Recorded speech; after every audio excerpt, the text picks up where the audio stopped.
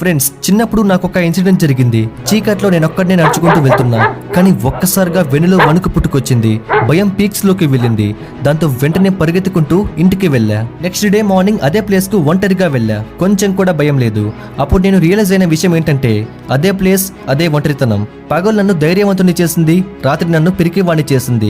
నిజం చెప్పాలంటే మనల్ని భయపెట్టేది చీకటి కాదు, చీకటి మీద మనకున్న భయం, మనం విన్న అపోహలు, బిల్డప్లు, కనబడని ఆకారాలు. సో తప్పు చీకటిది కాదు, మన లోపల ఉన్న చీకటితో పోరాడే పోటుగాడిది. ఈ నగ్న సత్యాన్ని తెలుసుకున్న నేను అప్పటి నుండి చీకటికి ఎప్పుడూ భయపడలేదు. తర్వాత నేను సైన్స్ పరంగా చీకటి గురించి తెలుసుకున్న నిజం ఏంటంటే, 400 to 700 నానోమీటర్స్ లో లైట్ ఫోటాన్స్ లేకపోవటమే చీకటి. చీకటంటే అంతే, జస్ట్ అంతే. ఆ జస్ట్ చీకటికి నువ్వు భయపడాల్సిన అవసరం లేదు. ఈ అండర్స్టాండింగ్ ఆస్ట్రోనాట్స్ కి ఉంటుంది కాబట్టే వాళ్ళు స్పేస్ లో భయపడరు. మీరు విషయాన్ని లోపల నుండి చాలా క్షుణ్ణంగా అర్థం చేసుకోండి. అప్పుడు బాధలు, భయాలు అన్నవి బయట కాదు, మనలోనే, మనం ఎంచుకున్న దానిలోనే, మనం చూసే విధానంలోనే ఉన్నాయని క్లియర్గా తెలుస్తుంది.